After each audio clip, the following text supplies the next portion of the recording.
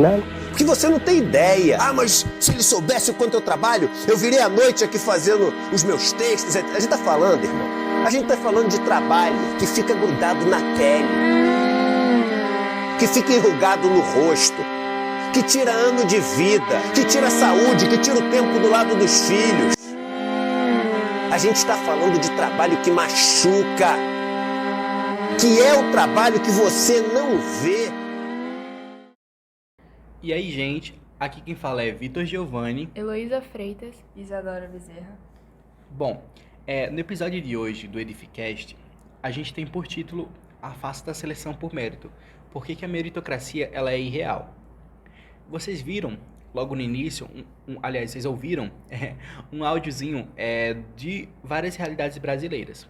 A gente vai refletir um pouco sobre elas e também sobre a fala de Thiago Nigro. Ele é o fundador do Grupo Primo, mas ele também é autor do livro do 1.000 ao Milhão. A frase em questão é que não há pobreza que resista a 14 horas de trabalho.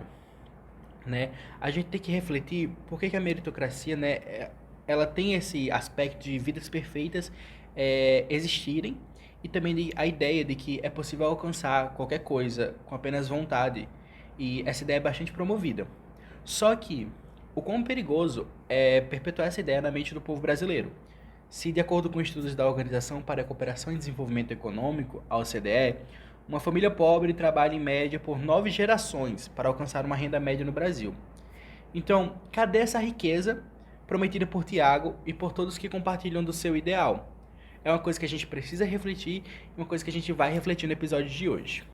Como já dito, o episódio de hoje do Edificast vai abordar um tema um tanto quanto complexo, mas extremamente pertinente. Então, eu acredito que vai ser interessante começar com uma rápida conceituação do que é a meritocracia.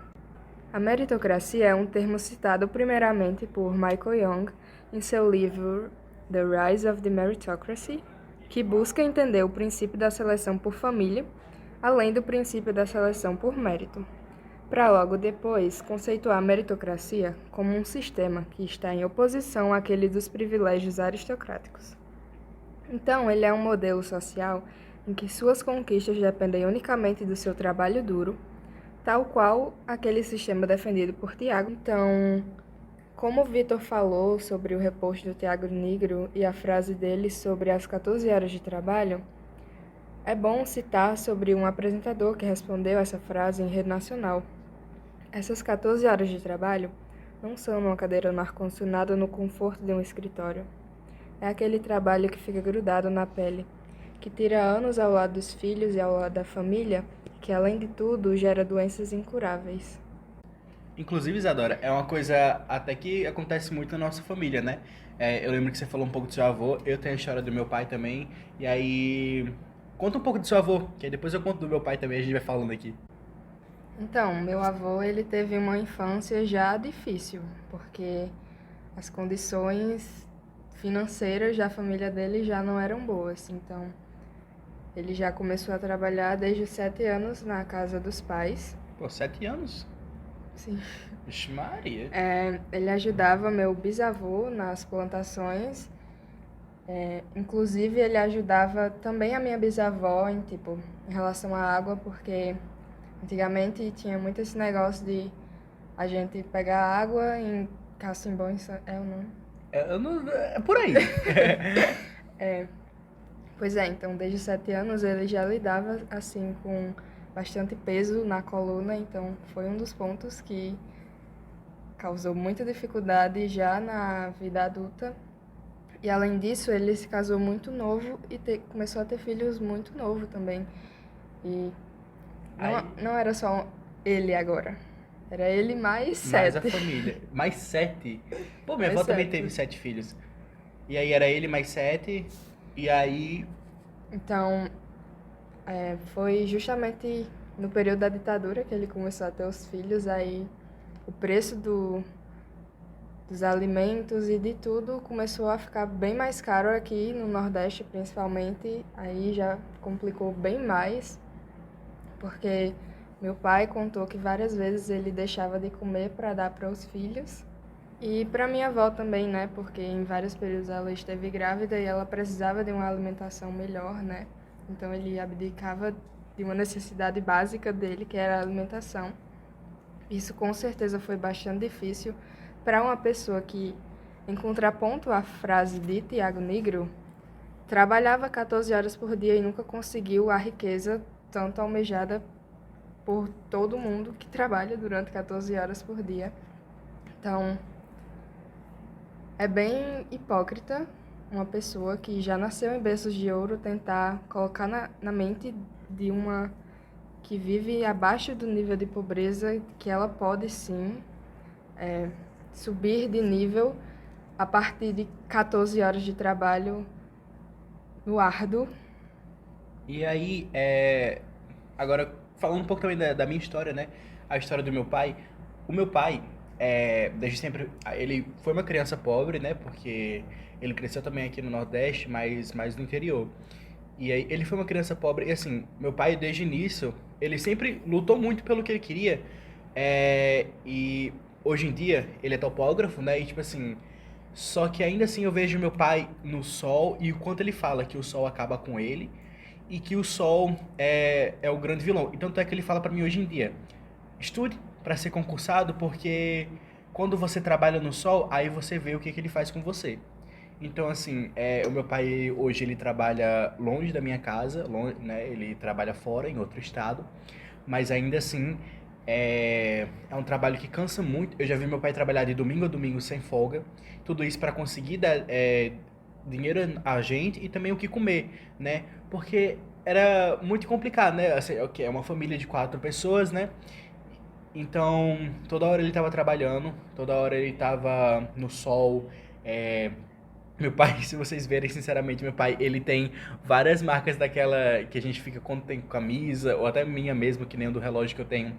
Mas ainda assim, meu pai, ele tem essas marcas e eu acho que essas marcas é um lembrete, né, do quanto ele fez por mim e pela minha família, mas também do quanto essa questão de ralar, ralar, ralar, ralar e ralar mais ainda, ela é uma farsa, principalmente na prática, porque a gente vê, hoje em dia o quê? Hoje em dia a gente pode ver que ainda tem conta a pagar e as contas são altas e ainda assim o dinheiro não dá.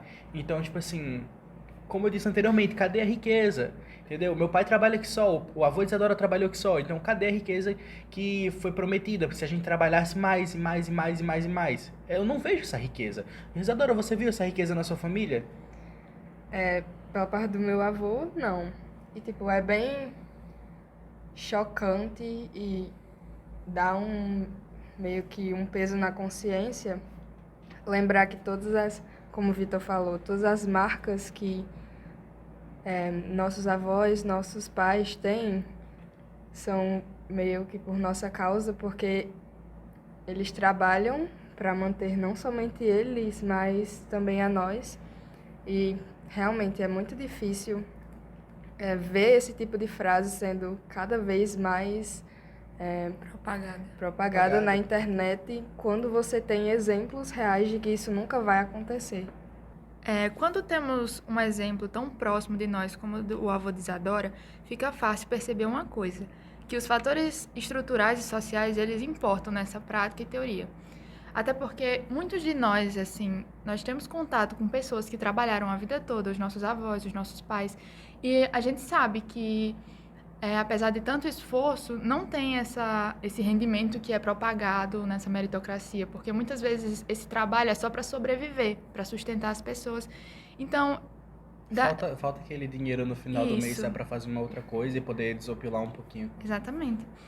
Inclusive, tem um vídeo estadunidense bastante famoso, que foi promovido na internet, onde um treinador ele sugere uma corrida com um prêmio de $100.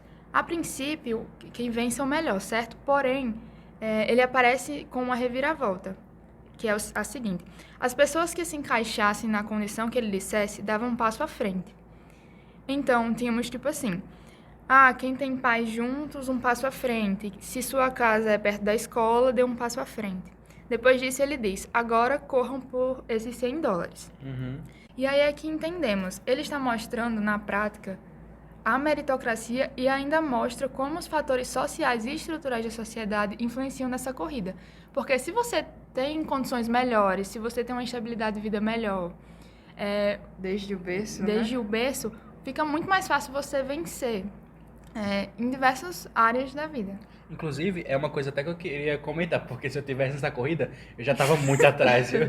Só por eu não morar aqui no local onde eu estudo, né? Tipo assim, na mesma cidade onde eu estudo, e ter que pegar um ônibus e ter que acordar todo dia às 4 da manhã, isso já é uma coisa absurda, deixa a pessoa muito cansada, e é muito complicado. É uma coisa, inclusive, porque a gente que mora fora, a gente acaba tendo que passar 2 horas a mais de um tempo que poderia ser aproveitado de outra forma, tendo que se deslocar, então acaba desgastando ainda mais. Então, É até uma coisa que eu faço no ônibus mesmo, quando eu tô vindo pra minha escola, que é justamente aproveitar esse tempo que, assim, apesar de, ou pra dormir, né, o que é sempre bom, mas ainda assim eu aproveito pra fazer outras coisas como lazer, porque como eu não moro na cidade que eu estudo, né, como eu já disse, então, tipo assim, o tempo pro lazer ou o tempo pra, sei lá, fazer qualquer outra coisa, eu faço no ônibus. Então, assistir um filme, assistir uma série ou ver um livro mesmo, são coisas que eu faço no ônibus justamente por não ter esse tempo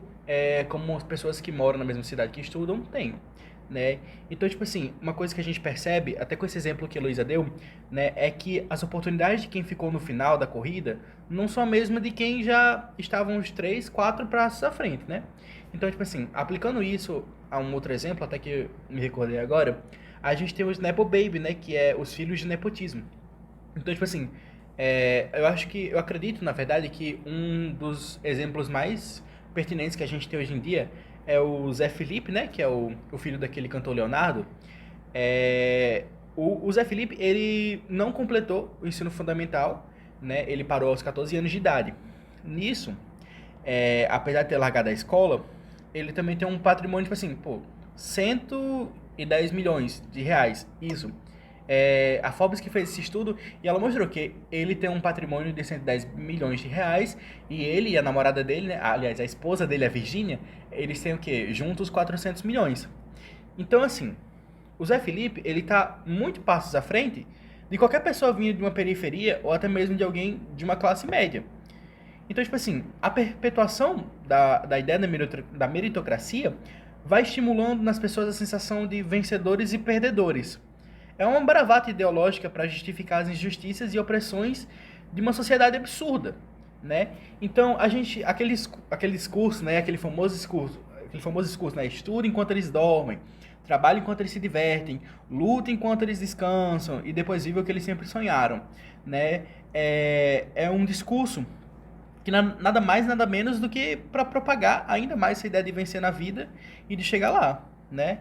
E, inclusive, outro caso que evidencia o quanto a influência importa na sociedade é o do Oscar de 1999.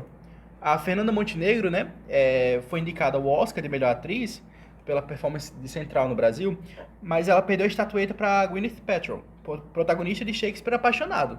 É uma coisa que a gente vai falar agora, acho que a Heloísa consegue falar mais um pouquinho, né, Heloísa? bom, a gente já sabe que o Oscar ele não gosta muito de premiar estrangeiros, mas na questão dessa atriz é porque ela tem já uma relevância relativamente grande, porque, como o Vitor falou, ela é uma Nepo Baby, ela é filha de um diretor e de uma atriz muito relevantes nos Estados Unidos, e o papel onde ela conseguiu vencer a Fernanda na premiação, ela não era a primeira indicada na lista para interpretar a personagem. Acontece que a Winona Ryder, ela estava no topo da lista e era muito amiga da... Da Gwyneth. Isso.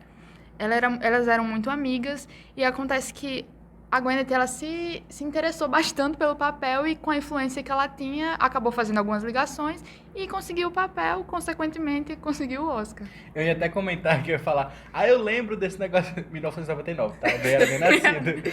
Mas eu vi, né, nas redes sociais, porque eu acho que a primeira vez que o Brasil foi indicado ao Oscar, tipo assim, é memorável. Eu acho que muita gente já viu a Fernanda perdendo, ou então a foto da cadeira com o nome da Fernanda Montenegro.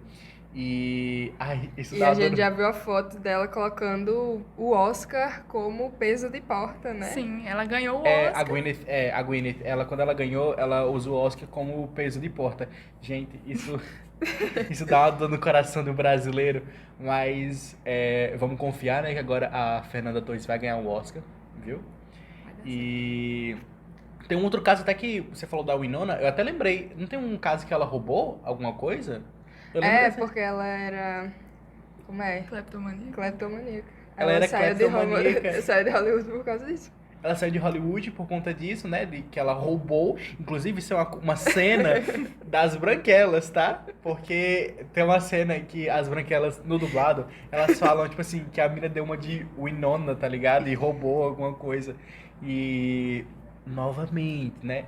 Se você tem dinheiro, se você é um Nepo Baby, você consegue, ó, sair disso facilmente. Mas uma prova de que quando você tem nome, contato e berço e tudo mais, você consegue as coisas assim muito fácil, né? Não é a mesma coisa para, como a gente disse anteriormente, para uma pessoa que é oriunda, né, de uma periferia ou até nos casos que a gente citou do Chique, Nordeste chique Bahia. brasileiro, do Chique Chique Bahia, por exemplo. Então, é basicamente isso. Tanto que na própria indústria, a maioria daquelas pessoas, elas cometeram algum crime, ou vários, e elas sempre são perdoadas e fica por Beyoncé, aí. né? Beyoncé e outros casos também de muitos cantores que eles cometem crimes,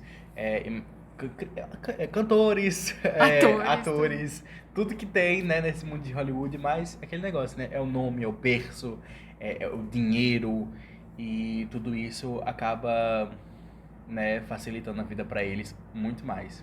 Inclusive, é bastante essencial ressaltar que a meritocracia não existe nem nos locais e nos ambientes que ela deveria existir, como o Oscar. Porque é evidente que a atuação de Fernanda Montenegro foi muito melhor do que a da Gwyneth. E mesmo assim, ela ganhou o Oscar. E deixou como peso de porta, né? O tópico sensível aqui entre a gente, né? Que é 3 cinéfilos, mas quando você falou assim sobre a meritocracia existir em lugares que ela não existe. Não existia. Exatamente, me lembrou até um pouco do capitalismo também, né? Tem Sim. a questão da meritocracia e do capitalismo também. Então, como você mencionou o capitalismo, é importante ressaltar que esse é o principal fator da inexistência da meritocracia. Porque no capitalismo existem apenas duas classes, a elite e o proletariado, e elas dependem uma da outra. Ou seja, a elite, para existir, precisa daqueles operários. Então, sempre vai haver alguém que detenha tudo aquilo produzido. Aqui no Brasil, por exemplo, 6 bilionários possuem o que a metade da população brasileira detém.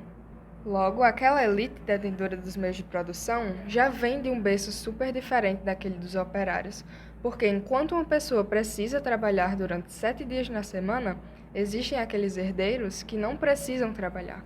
Literalmente, eles não possuem a necessidade do trabalho para a sobrevivência, diferentemente dos trabalhadores. E aí a gente volta naquele ponto, né, da desigualdade do ponto de partida, naquela corrida que a Heloísa tinha mencionado, né? Se você tem muito dinheiro, você não vai partir do mesmo ponto que uma pessoa que não tem dinheiro, né? A gente tem essa grande influência, né, do capital acumulado, porque justamente no capitalismo a gente concentra riqueza e poder, né, nas mãos de uma pequena minoria, né? São indivíduos que já possuem um acesso ao capital, né? E eles têm vantagem que não dependem do mérito, né? Eles podem investir em educação de qualidade, serviços de saúde, né? Com os planos de saúde, ou então acesso, por exemplo, a conexões políticas, né? E oportunidades também que ampliam a chance de sucesso, né? Então, por outro lado, a gente tem umas pessoas que não têm esse recurso, né? E a gente também tem a questão do mercado de trabalho desigual, que o mercado não capitalista, né, ele não vai valorizar todas as formas de mérito da mesma maneira, né? Muitas profissões essenciais, por exemplo, como professoras, enfermeiras ou trabalhadores de serviços gerais, eles recebem salários baixos e enfrentam precarização, né? Mesmo que o trabalho realizado seja indispensável para a sociedade. Teve inclusive uma frase que meu pai me falou que me deixou muito pensativa, de que você já parou para pensar que aquela pessoa que está te servindo, que tem 3 filhos em casa, uma casa para cuidar, ganha o mesmo salário que você ou até mesmo inferior? Exatamente. E isso é uma loucura. Gente, isso é uma loucura. É uma coisa absurda, né? Absurda. Como a gente já também tinha falado, né? Sobre a manutenção de uma sociedade absurda. Essas pessoas que possuem essas riquezas, elas querem manter esse capital. Então, elas tentam fazer isso através da alienação. A gente consegue ver isso hoje muito nas redes sociais. Muitas pessoas propagando esse discurso, esses coaches que existem hoje em dia, que querem propagar isso de que se você lutar pelas suas coisas, você vai conseguir aquilo que você almeja, porque falando como se fosse uma coisa extremamente fácil, quando nós sabemos que não é assim. E essa alienação, ela está começando a ganhar cada vez mais força, que algumas pessoas que estão em condições de vida precárias, assim, defendem esses discursos, sendo que claramente elas não estão englobadas naquilo, mas ficam tão alienadas sobre o assunto que acabam defendendo e é isso. Um dos meios de alienação que essas pessoas espalham é principalmente em relação a esse contraposição entre direita e esquerda, tipo Carlos Piloto falando que leu o Manifesto Comunista e não entendeu. Óbvio que você não vai entender. A aplicação do Manifesto Comunista em uma sociedade não vai te favorecer. Então, você não vai aceitar aquela realidade e você quer que as outras pessoas que não possuem o nível social que você detém também não aceitem essa realidade. E, tipo, a alienação é o meio que você vai conseguir atingir essas pessoas que geralmente não têm um nível de educação básico. E inclusive essa parte assim de Heloísa falando sobre os coaches e tudo mais, isso também lembra aquela frase que o pessoal fala: todos nós temos as 24 horas. Mas aí o que? Você pega um carrinho e vai para uma faculdade, ou então você tem seus pais cozinhando para você, né? A gente tem muito influencer hoje em dia que, por exemplo, como eu sigo mais influencers do mundo fitness, exatamente, eu vejo eles acordando certa hora, aí vou fazer meu devocional, vou pro mar, vou nadar, vou correr, vou pedalar, tudo isso não deu nem 10 horas da manhã, e eu fico pensando, meu Deus, aí vai olhar, eu larguei minha faculdade, porque não sei o que, não sei o que, Vou não sei o que. largar uma das maiores universidades do Brasil porque é muito hostil. Porque é muito hostil o ambiente lá. E aí, assim, eu fico me perguntando quantas pessoas não dariam pela essa oportunidade. E mesmo que tivessem essa oportunidade, não iam conseguir manter o estilo de vida. Porque, como eu disse, você vai de carro pra faculdade, a pessoa pega um ônibus lotado, entendeu? Então, realmente, a gente tem 24 horas no dia. Mas quantas são perdidas? Quantas são perdidas, exatamente. E também não se pode esperar que uma pessoa que, por exemplo, trabalha 6 dias por semana e só tem um de folga, tire o mesmo proveito nesse único dia que ela tem para resolver todos os seus problemas, para fazer algo que você considere produtivo. Justamente. Eu tenho dois dias de final de semana e mesmo assim eu não consigo resolver tudo, porque eu tenho que ajustar as coisas da escola, né? Ainda assim tem o meu lazer, que como eu disse anteriormente, eu não tenho muito, então ou eu leio no ônibus, ou só que como eu gosto de usar o final de semana para correr, para jogar vôlei, essas coisas, realmente é muito complicado. Pois e tem tipo uma frase bastante famosa entre o mundo dos coaches, que Vitor já citou, que é: estude enquanto eles dormem, trabalhem enquanto eles se divertem, lutem enquanto eles descansam, depois vivam o que eles sempre sonharam. E o principal, tome banho gelado. Essa história do banho gelado me mata, meu Deus. Como se dormir, se divertir, ter lazer no geral, principalmente dormir, não fosse uma necessidade fisiológica do ser humano. Como se você tivesse a opção de não dormir para conseguir acumular o capital que você nunca vai conseguir, sinceramente. É impossível que uma pessoa que vive abaixo do nível da pobreza ascenda socialmente no mundo capitalista de hoje. E aí, principalmente nessa parte do dormir, eu só fico pensando, meu Deus, eu aqui com 4, 3 horas dormidas, e hoje, principalmente, que eu tenho muita coisa pra fazer, eu já vou dormir menos, que eu acho que eu vou só conseguir dormir de madrugada pra acordar às 4 da manhã, e me arrumar, e pegar ônibus, e depois vir pra escola, terminar o dia de aula, e ir trabalhar. Tudo isso, né? Pois é, isso é uma coisa que desestimula muito, porque geralmente essas pessoas têm que escolher entre trabalhar e estudar. Justamente. E geralmente elas escolhem trabalhar, porque Não é nenhuma escolha, É. é necessidade. É a Não é uma necessidade, escolha. justamente pela questão do capitalismo, né? A gente vive numa sociedade que valoriza muito, muito, muito o dinheiro. E aproveitando esse gancho, eu sei que muita gente deve estar se perguntando, tá, se no capitalismo, se na meritocracia não existe tudo mais, mas e o Neymar? Ou então mesmo, citando um exemplo estadunidense, né, a Naomi Campbell, né, que é uma modelo. Mas assim, e o Neymar e ela, eles não vieram lá de baixo, da periferia, e vocês dizem que era mais complicado para uma pessoa da periferia? Realmente é, mas justamente na questão da meritocracia e do capitalismo, a gente tem essa janela São do exceções. tempo e do momento exato, né? Assim, do tempo exato e do lugar certo, né? Aqui é lugar certo, hora errada. Não, aqui é lugar certo, hora certa. Então, tipo assim, o sucesso da meritocracia no capitalismo não depende, né, só de um mérito, mas também das circunstâncias externas, a conjuntura econômica, as tendências do mercado, a sorte mesmo, né? Então, é justamente essa questão. O Neymar estava no lugar certo na hora certa e trabalhou isso, entendeu? Pra hoje virar sonegador, mas enfim, temos essas questões. Ou então a Naomi, né, que ela... Porque, por exemplo, a gente pode ter a Naomi que, se fosse um outro período de tempo, vamos supor, 1700, 1800, ela não seria considerada a mulher mais linda do mundo, a beleza mais linda do mundo entre as a modelo modelos. mais bem paga do mundo. A modelo mais bem paga do mundo, porque, vamos ser sinceros, 1700, 1800, racismo, gente. Naomi Campbell é uma mulher preta, e ainda assim, racismo. Então, como eu disse, é a questão, hora certa e lugar certo. Vitor falou sobre o exemplo de uma mulher negra e, tipo, é bem importante citar esses exemplos de minorias que conseguem ascender socialmente, mas existem alguns casos de, tipo, Beyoncé, em que ela viveu a meritocracia, mas ela não conseguiu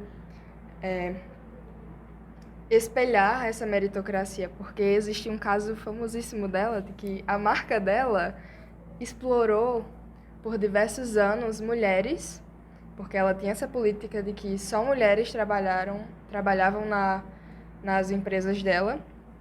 Ela pagava um salário referente ao trabalho delas, só que era muito baixo. E a justificativa dela foi: é o salário maior que a média salarial do país. Então elas estão vivendo de acordo com o que elas merecem. Detalhe, onde era isso? Na África, não era não? Na África, acho que saariana, então, tipo, as condições de vida são bem mais precárias nesses locais em que essas pessoas implantam essas fábricas. E já é capitalismo. Uhum. E isso gera nada mais, nada menos do que somente riqueza para ela, porque o patrimônio que ela gerou, principalmente para a filha dela, a Blue Ivy, foi bilionário. Pô, a criança já nasce, né, tipo assim, bilionária, tá ligado? Desde o início, na verdade. Um patrimônio de atualmente 11 bilhões de reais para uma criança de 12 anos. E é um ato que provavelmente nós, proletários, nunca conseguiríamos durante nossa vida inteira, Eu né? acho que um terço disso, um terço nada. Pode aumentar essa fração aí que eu não consigo isso na minha vida todinha. Mas, então, isso serve bastante de alerta, porque, assim, não saiam perpetuando essas falácias, né, sobre, se eu trabalhar mais, eu vou ganhar mais dinheiro, eu vou conseguir na vida. Lembrem que tudo isso é uma questão de oportunidade, né, lugar certo na hora certa. Então, não saiam se matando de trabalhar, Observem os exemplos que tem na família de vocês, observem os exemplos que tem ao seu redor, tudo isso, né, para que você tome como espelho justamente o que não fazer, né, de não trabalhar, se matar de trabalhar e viver assim, de forma assim, bem miserável, esperando que vai, né, conseguir almejar, aliás, almejar não, e conseguir, né, ter sucesso e tudo mais. Principalmente, não caiam nos papinhos das crianças coaches que dizem que se você tem 14 anos de idade e não tem um carro, você é uma decepção para sua família, porque você é uma criança, né, gente? Então, concluindo, né?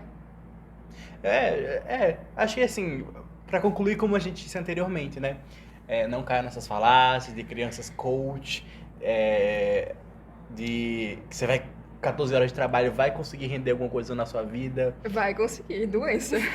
Então, mas basicamente a gente fica por aqui. Obrigado por terem... Lembrem que é uma questão de oportunidade que você tem desde o início da sua vida e não de esforço árduo, de trabalho árduo, de 14 horas de trabalho. De deixar de dormir pra isso. Ai, gente, tá triste a Deixar de situação. passar o tempo com seus pais, com seus filhos, com sua família no geral. Pois é. Então, concluindo, né, nosso Podcast. episódio, muito obrigado a todo mundo por terem ouvido até aqui. Muito obrigado por terem acompanhado nosso diálogo, nosso bate-papo descontraído, mas ainda assim de um tema bem pertinente, que é a meritocracia. Um beijo de luz de Vitor. Heloísa. E Isadora. E é isso, fiquem em paz. Valeu!